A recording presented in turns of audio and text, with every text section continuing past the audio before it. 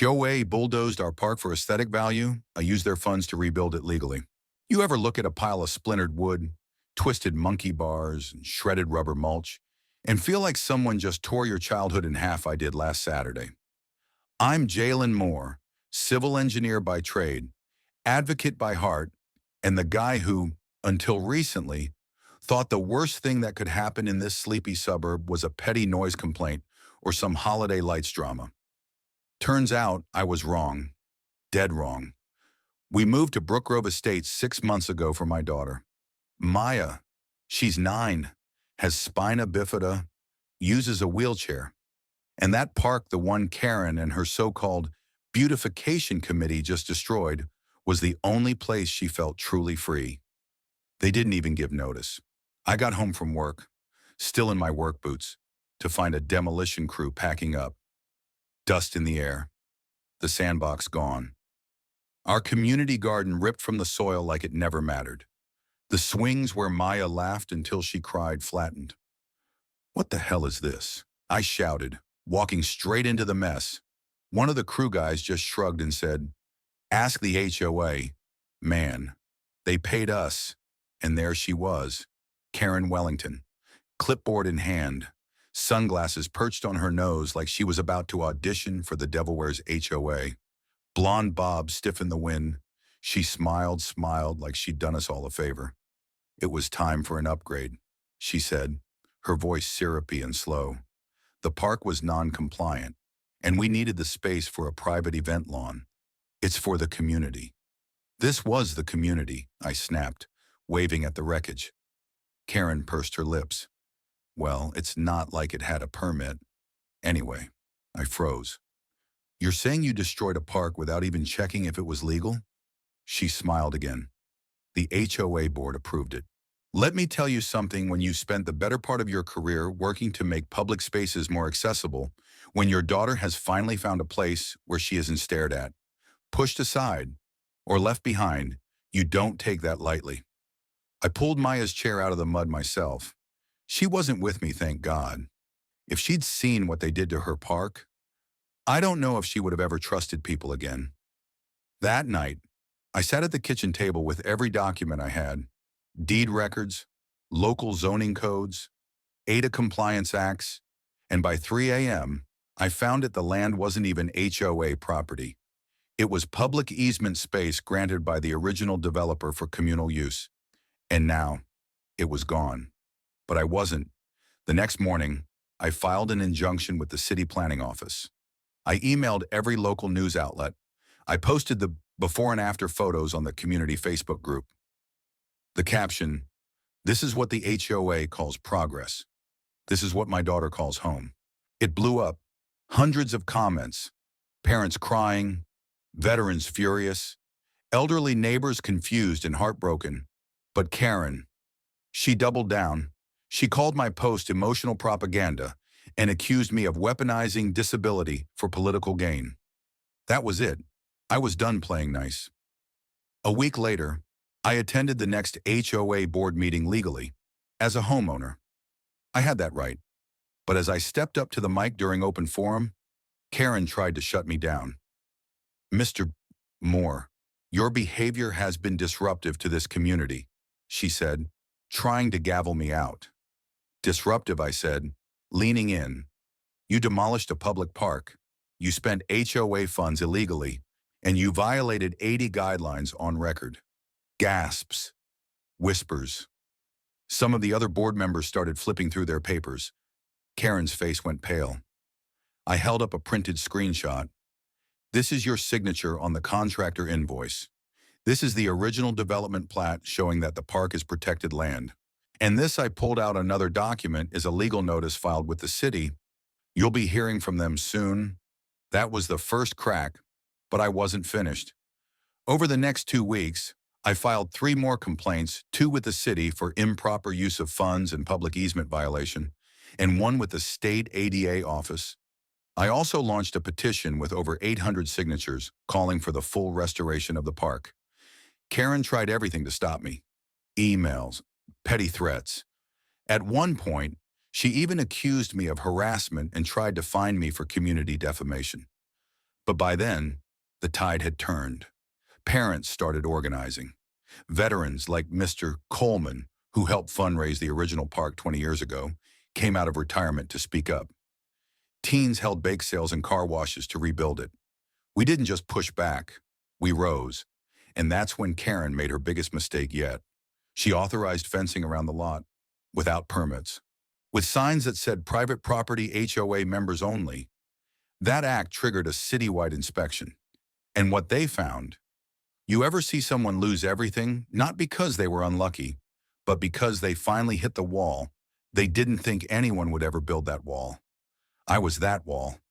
The moment Karen ordered the illegal fencing to go up around the rubble, it triggered a mandatory inspection from the city. I had submitted multiple formal complaints by then, complete with time-stamped drone photos, contractor footage, and interviews with longtime residents. But even I didn't expect the inspector to come back shaking his head. "We've got a serious problem here," he said, standing in what used to be the mulch bed beneath the monkey bars. Not only did they demolish without a permit, but they used funds from the Emergency Maintenance Reserve. That money's restricted, legally, and that wasn't all. Turns out Karen had hired her cousin's construction company. No competitive bidding, no disclosure. The crew wasn't even licensed for public land work. A few background checks later, and the story unraveled faster than a cheap garden hose. The city opened an official audit. I didn't have to push. The people did. Local news ran the story under the headline HOA, or Hostile Takeover, Demolition Leaves Community Reeling. The Facebook group, which had 500 members before the incident, ballooned to 2,700. Even residents from neighboring subdivisions started chiming in. There were calls for Karen's resignation. Someone printed "We Remember Maya's Park Yard" signs and gave them away for free. But Karen still didn't get it. She called a special meeting to restore calm and clarify facts. I went, so did my daughter. Maya wanted to speak. We walked in late, intentionally, with Maya rolling beside me. The place was packed more standing than sitting. Karen was already at the mic, rambling about necessary improvements, beautification, and protecting property values. That's when Maya wheeled up to the front. She didn't say much, just rolled up, took out a picture she'd drawn of the old park stick figures on swings, a sun, a tree, and said, "Karen took my favorite place. Now where do kids like me go?" Then she turned and left. No tears, no anger, just truth. You could have heard a pin drop. I stepped up next. I didn't need to yell. "I'm not here to burn anything down." I said, "I'm here to rebuild, and I'll do it right. Legally, transparently, and with everyone." The next morning, Karen's resignation letter was taped to every mailbox. Personal reasons, it said, but we all knew. The audit, however, didn't stop. The city confirmed misappropriation of over $120,000 in HOA reserve funds, diverted to Karen's cousin's construction firm, which had billed double the average rate. Emails revealed internal conversations between Karen and two other board members, talking about profit share, fast-tracking bids, and one particularly damning message: once the playground's out, we can pitch the lawn space to the wedding venue rep. HOA gets 10% on each booking. Easy win. That venue rep, a friend of Karen's from a luxury real estate group, they'd already drafted plans to turn the old park into an exclusive event lawn. Public space, stolen for profit. When that hit the news, things exploded. The district attorney launched a civil case. The two other board members resigned. Karen tried to disappear, but a subpoena showed up at her door within the week. Civil mismanagement, fraud, and breach of fiduciary duty. It was all coming down. And as for us, we got to work. I spearheaded a volunteer committee, Brook Grove Park Rebuild. We fundraised.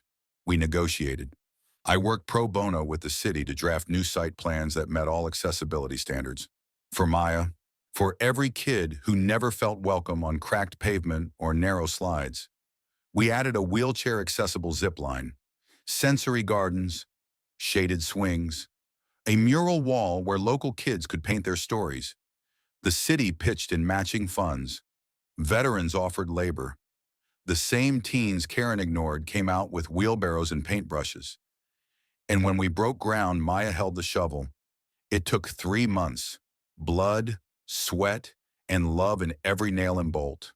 And on the first day of spring, we held the grand reopening. There were no speeches, no politicians, just the sound of laughter, of kids running, of Maya and her new friends racing laps on the smooth, open path that looped the entire park. It wasn't just a rebuild, it was a rebirth. We named it Liberty Garden, not just because we reclaimed something, but because we planted something that could never be bulldozed again. And just when we thought it was done, just when peace felt earned, an anonymous letter showed up in my mailbox. Typed, no return address. It read, "You think this is over. You just made us stronger. Watch your back. You broke the HOA, but not the people who built it. No signature. No clue who sent it. But that's how it always is. Isn't it? You tear down one tyrant and two more peek out from behind manicured hedges? So yeah, maybe it's not over. But we're not who we were anymore. Either. Now, we watch. We show up. We question budgets. We attend meetings. We remind the board, new and temporary as it may be, that they work for us, not the other way around. And if they ever forget again, well, we've got blueprints, we've got unity, we've got Maya, and we've got hammers ready. Call to action. Do you think the HOA board should face criminal charges for what they did? Was Jalen right to take matters into his own hands, or should he have waited for due process? Share your thoughts in the comments, because this isn't just about one park. It's about who gets to decide what community really means.